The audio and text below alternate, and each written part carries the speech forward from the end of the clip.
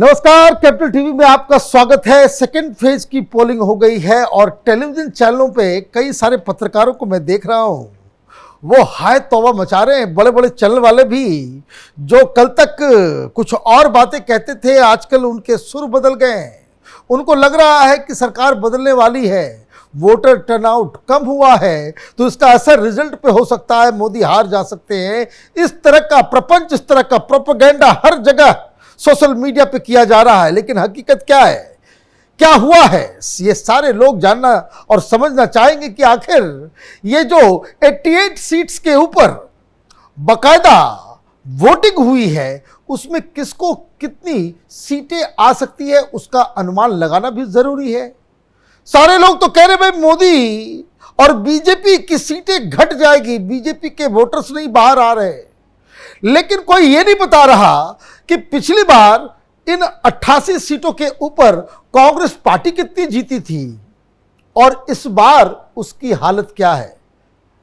कोई अगर हार रहा है तो ये बड़े बड़े पत्रकार टेलीविजन चैनल के स्टूडियो में बैठ के बड़े बड़े ज्ञान दे रहे हैं, तो ये तो बताओगे भाई जीत कौन रहा है, कहां से कांग्रेस पार्टी सीटें लेकर के आ रही है। जो पिछला आंकड़ा है, जो पिछली बार जो रिजल्ट्स आए थे उसमें क्या था, उसमें भारतीय जनता पार्टी को 52 सीटें आई और कांग्रेस पार्टी इन 88 सीटों में 19 सीटें जीती थी, मात्र 19। इस बार क्या है, क्या 10 क्रॉस करेगी? क्या भारतीय जनता पार्टी 52 से घट के 40 पहुंच जाएगी? अभी इस पूरे खेल को समझने की कोशिश करेंगे, पुराने आंकड़ों से मिलाकर के इसको देखेंगे और मैं आपको बता दूं कि हमारे कैलकुलेशन के मुताबिक कांग्रेस पार्टी इन 88 सीटों में 10 सीट भी नहीं जीत पा रही है। क्यों, उसको बाकायदा एनालाइज किया जाएगा और भारतीय जनता पार्टी को 9 सीटों का मुनाफा हो रहा है। मतलब 88 सीटों में 61 सीट्स भारतीय जनता पार्टी के ये कम से कम उसके गोद में जाने वाला है। चुनाव के नतीजे जिस दिन आएंगे, इस वीडियो को फिर से आप देखिएगा, आपको समझ में आएगा सच और झूठ में क्या फर्क होता है, प्रपंच और प्रोपेगेंडा किस तरीके से इस देश में किया जाता है। अब चलते हैं, शुरुआत करते हैं अलग अलग राज्यों में जहां जहां वोटिंग की गई। सबसे पहले असम चलते हैं। 5 सीटों के ऊपर यहां पे वोटिंग हुई। पिछली बार इन 5 सीटों में जो असम के अंदर जो हुआ उसमें 2 सीट, पिछली बार 5 में से 2 सीटें कांग्रेस पार्टी के पास। क्या हुआ, एक तो गोगोई साहब की कंस्टिट्यूएंसी है तो यहां तो वो जीत रहे हैं, वहां से जो रिपोर्ट्स आ रही हैं कि यहां से वो जीत रहे हैं, कंफर्टेबली जीत रहे हैं। लेकिन नौगांव से प्रद्युत बरदलोई जो वहां से पिछली बार जीते थे, यहां कांग्रेस पार्टी हार रही है। कारण क्योंकि पिछली बार बदरुद्दीन की जो वहां पार्टी थी वो उम्मीदवार खड़े नहीं की थी, कांग्रेस पार्टी के लिए वो तमाम वोटर्स जो है वो चले गए थे, इस बार वो नहीं है। और साथ ही साथ पिछली बार हेमंत बिस्व शर्मा जैसे लीडर भी वहां पे कैंपेन नहीं कर रहे थे, तो इसका मतलब है कि शुरुआती में ही कांग्रेस पार्टी को 1 सीट का झटका लग गया और भारतीय जनता पार्टी को 1 सीट का मुनाफा वो साफ साफ नजर आ रहा है। अब दूसरे राज्य पर चलते हैं जिसका नाम है बिहार। बिहार में 5 सीटों के ऊपर चुनाव हुए। यहां 1 सीट के ऊपर किशनगंज, पिछली बार कांग्रेस पार्टी जीती थी, इस बार भी जीत रही है, इसमें कोई डाउट नहीं है।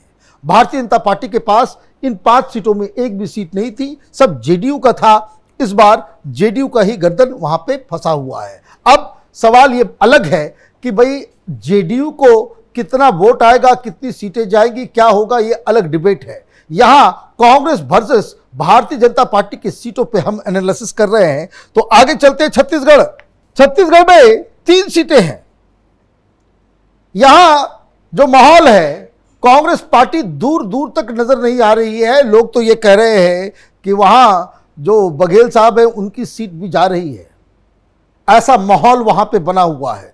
जिस तरीके से यही पत्रकार, यही टीवी चैनल्स, यही बड़े बड़े एनालिस्ट, सेफोलॉजिस्ट ये कहते थे कि छत्तीसगढ़ के अंदर भारतीय जनता पार्टी की सरकार नहीं बनेगी, कांग्रेस पार्टी बड़ी कंफर्टेबली जीत रही है, क्या हश्र हुआ। तो ये इस जगह भी छत्तीसगढ़ में भी आपका जो है कांग्रेस पार्टी को कोई मुनाफा होता नजर नहीं आ रहा है। आगे चलते हैं। कर्नाटक की स्थिति पहले से और भी बेहतर हो जाएगी। कारण मैं बता दूं, पिछली बार कर्नाटक में भारतीय जनता पार्टी अलग लड़ रही थी और कांग्रेस पार्टी और जेडीएस का अपना एक अलायंस था। इस बार यह अलायंस ठीक उल्टा हो गया है और इस अलायंस में की वजह से भारतीय जनता पार्टी की स्थिति और भी मजबूत हो गई है। लेकिन जिन सीटों के ऊपर चुनाव हुआ उसमें किस पार्टी के पास कितनी सीटें थी, तो जितनी सीटें जो कर्नाटक के अंदर में आप देखिए 14 सीटों के ऊपर वोटिंग हुई है। इन 14 सीटों में मात्र एक सीट कांग्रेस पार्टी के पास थी, मात्र एक सीट। और वो कौन सी सीट थी? वो सीट थी ये डीके शिव कुमार के जो भाई हैं डीके सुरेश, बेंगलोर रूरल। यहां मुकाबला है।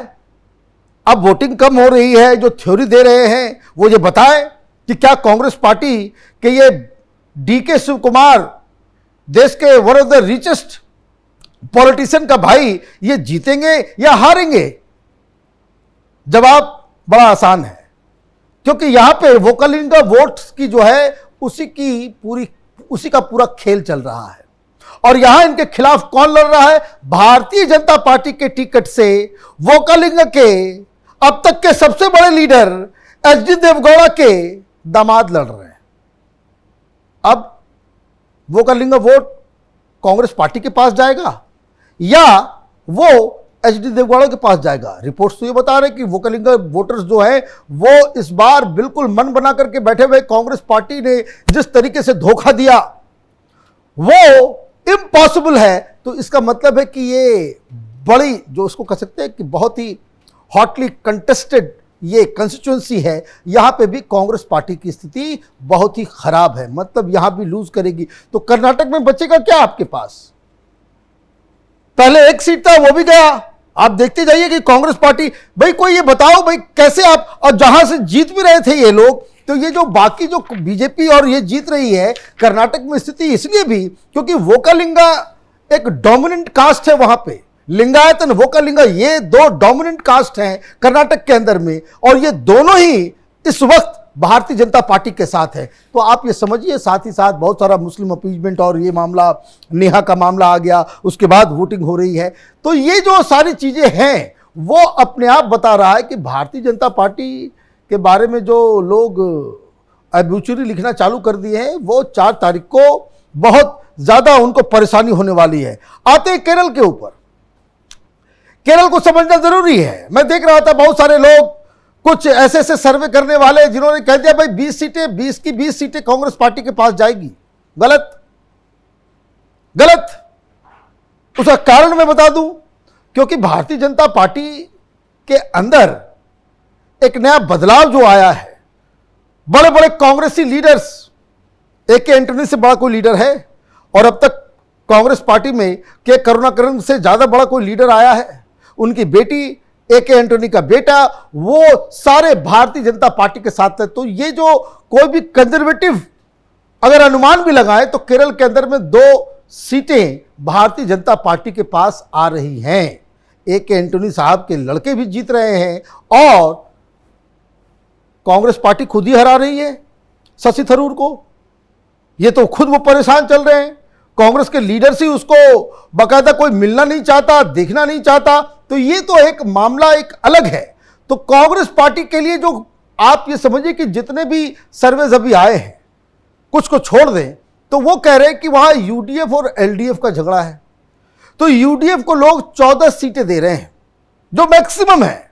14 सीटों में कांग्रेस पार्टी को कितनी सीटें मिल रही है? इन 14 सीटों में आप ये समझिए कि 4 सीटें जो है वो अलग जा रही हैं। और उसके बाद मैं सर्वे की बात कर रहा हूं। सर्वे में यह बताया जा रहा है कि बाकी के 10 सीटों के ऊपर आप कांग्रेस पार्टी वहां पे जीतेगी। लेकिन ये जो 2 सीटें हैं जिसको लेकर के वो लोग कह रहे हैं कि भाई वो चली जाएगी कांग्रेस के पास, उसमें भारतीय जनता पार्टी के ये ए.के. एंटनी साहब के लड़के और त्रिवेंद्रम की सीट को भी उसमें जोड़ते हैं। हमारे हिसाब से ये 8 होना चाहिए, क्योंकि ये दोनों सीटें अगर निकल जाती है तो कांग्रेस पार्टी के लिए बहुत बड़ी दिक्कत होगी। तो केरल के अंदर में भी what you are doing, you are losing. क्यों? क्योंकि पिछली बार 19 सीटें जो है आई थी, 19 सीटें। इस बार आप 16 सीटों पर लड़ रहे हैं, नुकसान हो रहा है आपको। आप 8 के आंकड़े पे जाकर के बैठ जा रहे हैं। तो ये सारी चीजें ये केरल को लेकर के भी है। आगे चलते हैं, केरल के बाद हम बात करते हैं मध्य प्रदेश की। यहां तो कोई कंपटीशन ही नहीं है। लोग कह रहे वोटिंग कम हो रही है। अरे भाई, पिछली बार जो मध्य प्रदेश के अंदर जो सीटें आई हैं, आप देखिए, कोई 3 लाख, कोई 4,92,000 ये खजुराहो की सीट है। सतना में 2.5 लाख वोट से जीत रही है बीजेपी। रीवा में 3,12,000 वोट से, होशंगाबाद में 5,53,000 वोट से जीत रही है। बैतूल में 3,60,000 वोट से जीत रही है। भाई ये बता दे कोई कि भाई कितना परसेंटेज ऑफ वोट ये कम आना चाहिए 2.5 लाख से ऊपर की सीटों के ऊपर। दिक्कत क्या है, लोग इस चीज को समझ नहीं रहे हैं कि ये जो तमाम जो वोट परसेंटेज कम हो रहा है, जैसे मैं आपको बता दूं, बहुत सारी यूपी की ऐसी सीटें हैं जहां पे ओवरऑल वोटिंग परसेंटेज तो कम हुआ है, लेकिन कुछ कुछ सीटों में वोटिंग परसेंटेज बढ़ गया है। वो बढ़ना और घटना, उसका कारण समझ लीजिए क्या है। जहां पे कंटेस्ट जो है बहुत ही कॉम्पिटिटिव हो, कि ऐसा लगे कि ये भी जीत सकता है वो भी जीत सकता है, वहां वोटिंग परसेंटेज बढ़ जाती है। और जहां मुकाबला एक तरफा होता है तो दोनों ही साइड से लोग वोट देने नहीं आते। एक तरफ के वोटर जो है ये समझते हैं वो वैसे भी हार रहा है, ये तो जीतने वाला है नहीं, घर में बैठो वेब सीरीज देखो। और जो जीत रहा होता है उसमें भी एक रिलक्टेंसी आ जाती है, उनको लगता है कि भाई जीत तो रहे, मेरे से क्या फर्क पड़ेगा। तो ये एक रीजन है। मैं इस चीज को मानने को तैयार नहीं हूं कि वेदर को लेकर के कोई बहुत बड़ा चीज हो रहा है। तो इससे एक संकेत मिल रहा है, वोटिंग अगर कम हो रही है इसका मतलब है ये चुनाव एक तरफा होता चला जा रहा है।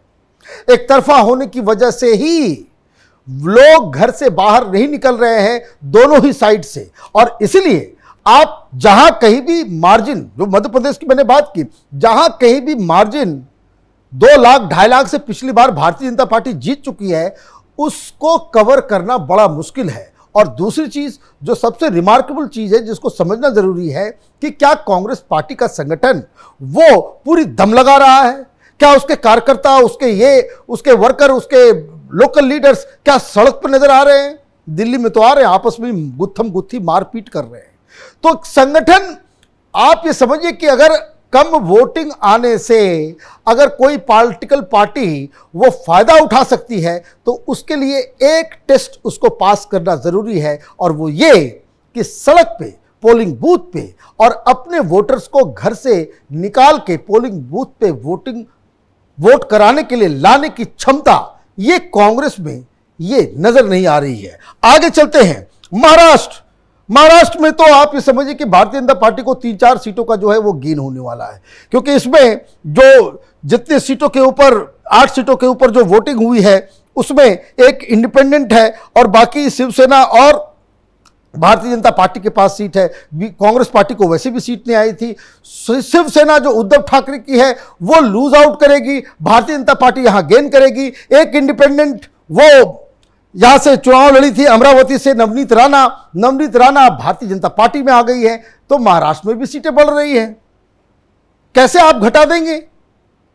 लोग ये जो आजकल जो टेलीविजन चैनल पे वो मोदी को गालियां देने वाले लोग, anti Hindu, anti national type के किस्म के जो पत्रकार, एनालिस्ट हैं, वो अभी खुशी मना रहे हैं। तो ठीक है भाई, आपको खुशी मनाने का मौका है। 4 तारीख के बाद ये लोग ऐसे गायब होंगे जैसे गधे के सिर से सिंह गायब हो जाता है। आगे चलते हैं, राजस्थान में आप क्या कर लोगे? राजस्थान में एक भी सीट आप जीतने की पोजीशन में नहीं है, वोटिंग कितनी भी हो जाए। मैं देख रहा था आंकड़े हैरान करने वाले, जैसे झालावाड़, वहां पर 4,53,000 वोट से पिछली बार भारतीय जनता पार्टी जीती। कोटा 2,80,000, भीलवाड़ा 6,12,000, राजसमंद 5,51,000 वोट से जीती, चित्तौड़गढ़ 5,80,000। भाई नाम क्या ले? 3 लाख 2.5 लाख के नीचे तो कोई जीत ही नहीं रहा है। तो उसके लिए वोट 3%, 4% जो टोटल वोटिंग हुई है कोई बता रहा है 65% वोटिंग हुआ है ओवरऑल, कोई बता रहा है कि 66%। अभी तक सेकेंड फेज में एग्जैक्ट कितनी वोटिंग हुई है इलेक्शन कमीशन ने डिक्लेयर नहीं किया है, सब अपने मन से कर रहे हैं। उत्तर प्रदेश में कहां कोई सीन नजर कोई आ रहा है? और भारतीय जनता पार्टी के साथ ये 370, ये राम मंदिर, यूपी में आप कुछ कर ही नहीं पाओगे।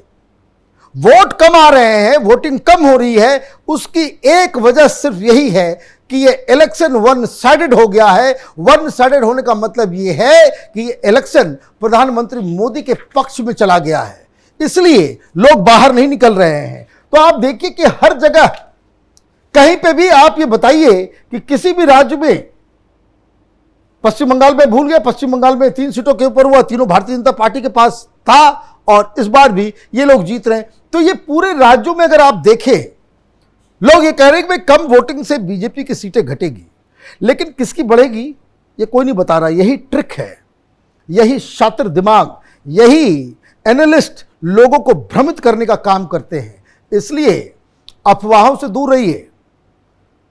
ये जो वोटिंग परसेंटेज, जो चुनाव पूरा एक तरफा हो रहा है, ये 400 पार कहीं सच साबित ना हो जाए, क्योंकि फिर ये जो टेलीविजन चैनल पे आजकल जो थ्योरी देने वाले लोग हैं वो हर चुनाव के बाद भाग जाते हैं। यूपी चुनाव के बाद कोई एक बड़ा पत्रकार कह रहा था कि अगर योगी जी जीत गए तो मैं पकौड़ा तलूंगा, तो ये सब पकौड़ा तलने के लिए जो है वो निकल जाएंगे। लेकिन एक बात कहना ज़रूरी है कि अगर आपको वोट परसेंटेज कम लग रहा है, घर से निकलिए, आपका अधिकार है। 100% वोटिंग की ओर हिंदुस्तान को जाना चाहिए। पूरी दुनिया की नज़र इस चुनाव के ऊपर है। देश को बचाना है तो वोटिंग करना बिल्कुल ही मैंडेटरी है, ज़रूरी है। आप देखते रहिए कैपिटल टीवी। हमारे वीडियोस को लाइक कीजिए, शेयर कीजिए और हमारे चैनल को सब्सक्राइब कीजिए। धन्यवाद।